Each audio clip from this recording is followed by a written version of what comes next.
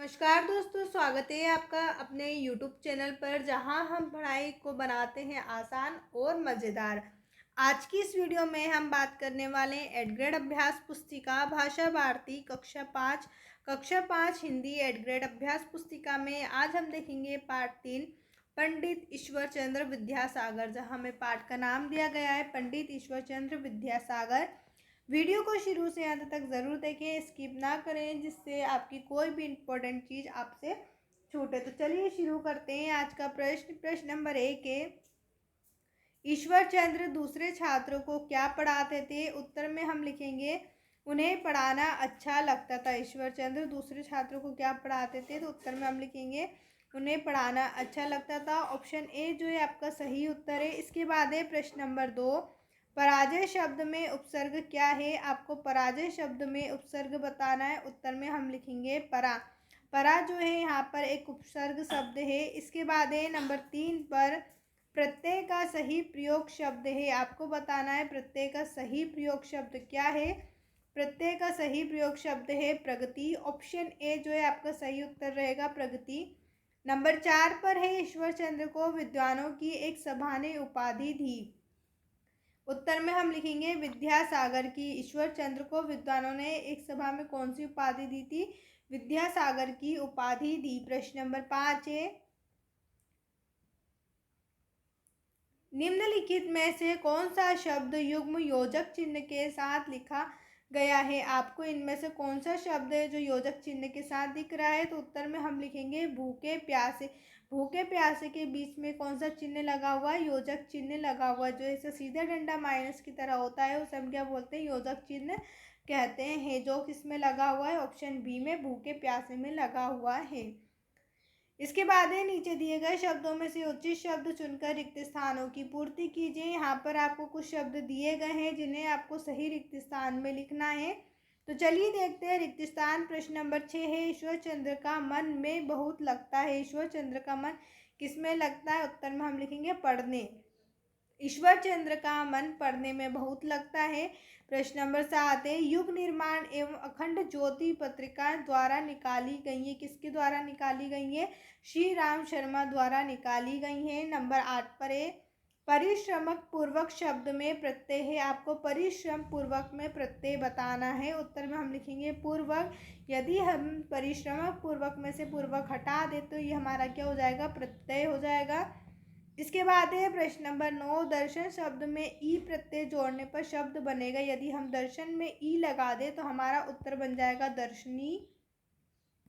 इसके बाद है प्रश्न नंबर 10, ईश्वर चंद्र ने अंग्रेजी के अंकों की सीख से ली थी। ईश्वर चंद्र ने अंग्रेजी के अंकों की सीख किससे ली थी? मील के पत्थरों से ली थी। इसके बाद है अति लघु उत्तरीय प्रश्न, एक शब्द या एक वाक्य में उत्तर लिखें।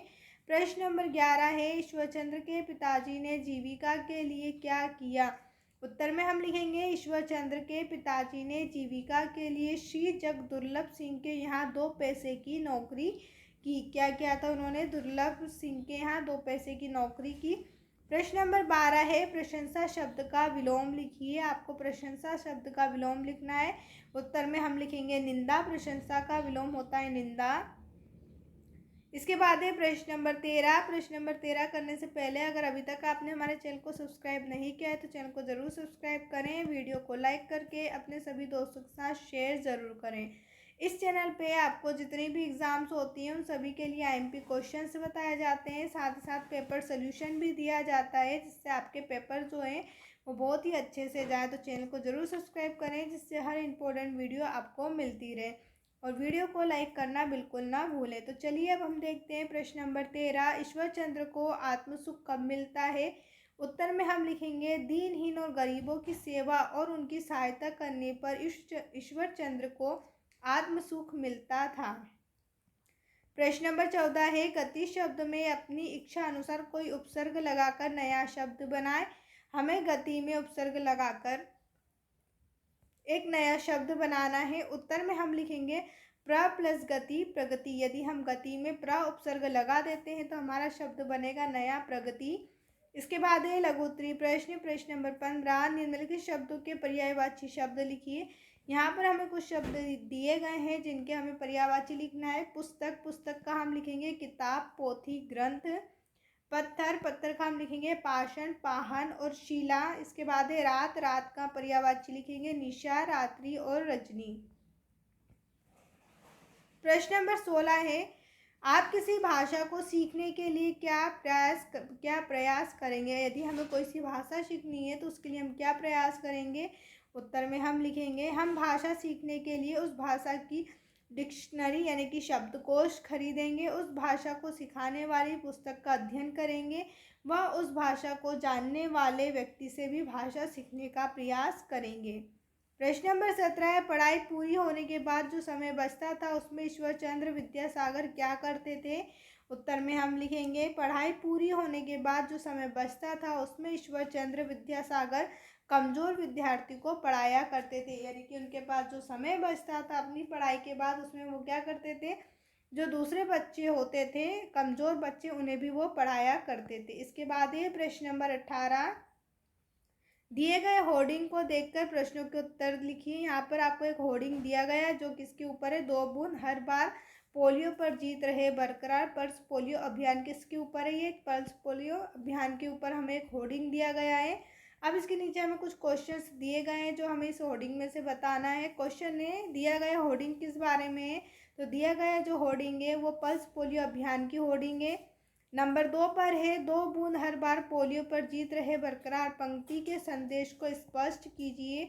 उत्तर में हम लिखेंगे, बच्चों को पोलियो की 2 बूंद अवश्य मिलाएं ताकि हम पोलियो पर जीत जाएं और देश में पोलियो से मुक्त हो सकें। प्रश्न नंबर 3 है, पल्स पोलियो के अंतर्गत पोलियो की खुराक किस उम्र के बच्चों को पिलाई जाती है? जो पल्स पोलियो की दवाई है वो कौन से उम्र के बच्चों को दी जाती है? उत्तर में हम लिखेंगे 0 से 5 वर्ष के कम उम्र के बच्चों को दी जाती है। अगला प्रश्न है, होर्डिंग के अनुसार पोलियो की खुराक तक पिलाई जाती है, जो पोलियो की खुराक है वो कब तक पिलाई जाती है? तो आप देख सकते हैं इसमें दिया गया 31 जनवरी से 1 फरवरी 2021 तक। कहाँ तक दिया गया है? 31 जनवरी से 1 फरवरी 2021। तो यहाँ हम उत्तर में लिख देंगे 31 जनवरी से 1 फरवरी। यहाँ पर आप 2021 कर लीजिएगा, 2021 तक। इसके बाद है दीर्घोत्तरी प्रश्न। प्रश्न नंबर 19 से, गांव में लगने वाले मेले की सूचना नागरिकों को देने के लिए कौन कौन से माध्यमों का उपयोग कर सकते हैं, उनकी सूची बनाइए। यदि आपके गांव में कोई मेला लगा है तो आप उसकी सूचना किन किन तरीकों से दे सकते हैं? उत्तर में हम लिखेंगे, नंबर 1 पे समाचार पत्रों में सूचना देकर यानी कि अखबार में हम उसका इश्तिहार निकाल कर उसकी सूचना दे सकते हैं। नंबर 2 टीवी रेडियो में प्रसारण कराकर। नंबर 3 इंटरनेट मीडिया के माध्यम से। नंबर 4 रास्ते चौराहे गांव व शहरों में पोस्टर बैनर लगाकर। नंबर 5 बाजार हाट बस स्टैंड आदि में लोगों को बताकर। आदि प्रकार से हम गांव में लगने वाले मेले की सूचना नागरिकों को दे सकते हैं। इसके बाद आज की इस वीडियो में आखिरी प्रश्न हम देखेंगे। प्रश्न नंबर 20, किन्हीं 3 समाचार पत्रों का नाम बताते हुए बताइए कि समाचार पत्र क्यों उपयोगी है। उत्तर में हम लिखेंगे दैनिक भास्कर, नवभारत और दैनिक जागरण। ये हमने 3 समाचार पत्रों के नाम दिए हैं। अब ये क्यों ज़रूरी हम बताएंगे या इनका उपयोग क्यों है। उत्तर में लिखेंगे, आदि समाचार पत्रों के माध्यम से हमें हमारे आसपास की धरना जानकारी व देश विदेश में होने वाली घटना सूचना आदि की जानकारी हमें मिल जाती है। उम्मीद है आपको ये वीडियो पसंद आई होगी। अगर आपको ये मददगार लगी तो लाइक और शेयर ज़रूर करें, सब्सक्राइब करना ना भूलें। मिलते हैं अगली वीडियो में, जब तक पढ़ाई करते रहिए और आगे बढ़ते रहिए। नेक्स्ट चैप्टर की वीडियो के लिए आप हमारे यूट्यूब चैनल की प्लेलिस्ट पे विजिट कर सकते हैं। साथ ही साथ चैनल को भी ज़रूर सब्सक्राइब करें।